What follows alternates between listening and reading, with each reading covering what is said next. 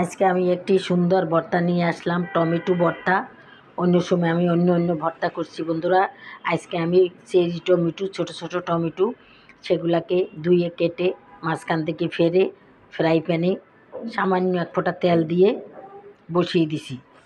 একটু ভাজা ভাজা করে চুলায় পোড়া যায়, কিন্তু আমি এটা এই ফ্রাই প্যানেই একটু পুড়ে নেব। তাহলে বন্ধুরা তোমরা দেখো, এই জন্য আমার কী কী লাগবে: পেঁয়াজ কুচি, রসুন, সামান্য রসুন, ধনিয়া পাতা, সরিষার তেল ইত্যাদি লাগবে। তাইলে এখন আমি এটাকে সুন্দর করে একটু ভেজে নিচ্ছি টমেটোগুলা। এই টমেটো ভর্তা খুবই দুর্দান্ত সুস্বাদু, গরম গরম ভাতের সাথে খেতে। বন্ধুরা, এভাবে তোমরাও করে খেয়ে দেখবে যে কত মজার হয়। ভর্তা তো অনেক রকমেরই করো কিংবা মানুষ করে, আমার মতো একবার এভাবে ভর্তা করে দেখবে কতটা টেস্ট হয়। শুধু ভর্তা দিয়েই তোমরা ভাত খেতে পারবে, আর কিছুই লাগবে না। এক পিঠ হয়ে গেছে, এখন অন্য পিঠ আমি উল্টিয়ে দিয়েছি। এখন এর পাশে কিছুটা রসুন কুচি দিয়ে দেব, একটু ভেজে, সামান্য একটু ভেজে নেব, পুরোপুরি ভাজবো না, একটু সেদ্ধ হয় মতন আমি নামিয়ে ফেলবো। তাহলে তোমরা দেখতে থাকো আজকে আমার টমেটো ভর্তাটা। বন্ধুরা, তোমরা যে যেখান থেকে এই ভিডিওগুলো দেখো না কেন, অবশ্যই একটা লাইক দিয়ে তোমরা দেখবে। আর তোমরা দেশ ও দেশের বাইরে যারা থাকো, তোমাদেরকে জানাই অনেক অনেক ধন্যবাদ। তোমাদের শুভ কামনা করি, তোমরা ভালো থাকো, আল্লাহর কাছে এইটা দোয়া করি। আর আমাদের ভিডিওগুলা নিয়মিত তোমরা ফাঁকে ফাঁকে দেখবে, তাহলেই আমাদের এই কাজ করা সার্থক হবে। আর দেশে যারা আছো তোমাদেরকেও জানাই অনেক অনেক ধন্যবাদ। এখন আমার রসুনটা ভাজা হয়ে গেছে, রসুনটাকেও আমি তুলে ফেলবো। তারপর আমি কিছুটা পেঁয়াজ কুচিটা একটুখানি আবার এটাকেও একটু সামান্য ভেজে নেব, সামান্য, বেশি না,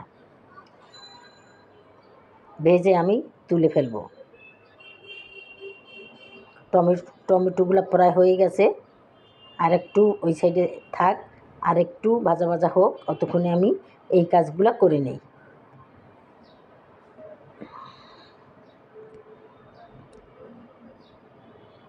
হয়ে গেছে প্রায় পেস্টটা আমার ভাজা, বেশি ভাজবো না বন্ধুরা, সামান্য একটু লাল লাল করবো, বাস। সেরকম একটা লাল করব না। কাঁচা পেঁয়াজ দিয়েও করা যায়, কিন্তু কাঁচা পেঁয়াজের ভর্তা বেশিক্ষণ থাকে না, গন্ধ হয়ে যায়। তাই আমি এরকম করে নিচ্ছি, ভর্তাটা তাহলে নষ্ট হবে না, আর খেতেও টেস্ট বাড়বে, খুবই মজা লাগবে। তাই আমি এভাবেই করে নিচ্ছি। এখন আমি পেস্টটাও তুলে ফেলবো। এখন কিছুটা ধনিয়া পাতাটারেও আমি সামান্য একটু নাড়াচাড়া করে নেব। অনেকে ধনিয়া পাতার গন্ধটা পছন্দ করে না, কেউ কেউ করে, কেউ কেউ করে না। সেই জন্যে ধনিয়া পাতাটাকেও একটুখানি সামান্য একটু নাড়াচাড়া করে নেব, বেশি ভাজবো না, সামান্য একটু নাড়াচাড়া করে নেব। হয়ে গেছে আমার ধনিয়া পাতাটাও, এখন আমি ধনিয়া পাতাটাও তুলে নেব।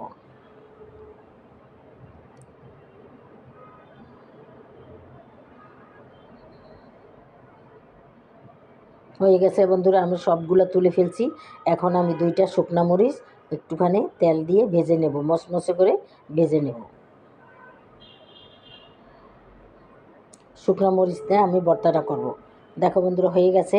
এখন আমি কিছুটা সরিষার তেল অ্যাড করে দিলাম, আর লবণ দিলাম, ওই যে কিছুক্ষণ আগে লবণ দিলাম। এখন আমি সুন্দর করে পেঁয়াজ রসুন শুকনো মরিচটাকে মেখে নেব, ভালো করে মেখে নেব।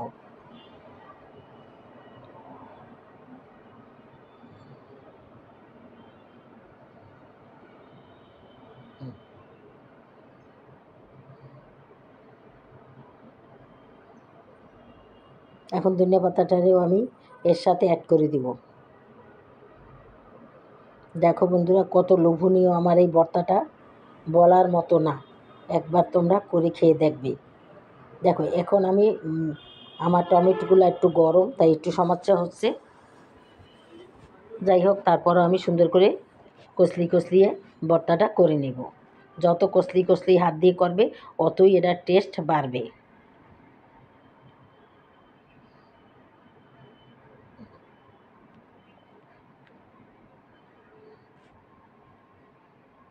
প্রায় হয়ে গেছে আমার ভর্তাটা। হ্যাঁ, এই দেখো হয়ে গেছে প্রায় ভর্তাটা। এখন আমি পরিবেশন করে তোমাদেরকে দেখাবো।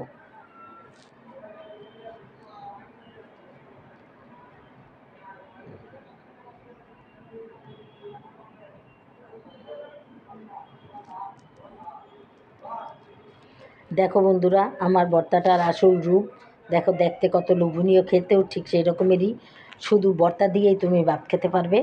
যাই হোক বন্ধুরা, তোমাদের যদি আমার এই ভর্তাটা ভালো লেগে থাকে তাহলে আমাকে একটা লাইক অবশ্যই দেবে, আর আমার চ্যানেলটাকে সাবস্ক্রাইব করে দেবে। আসসালামু আলাইকুম।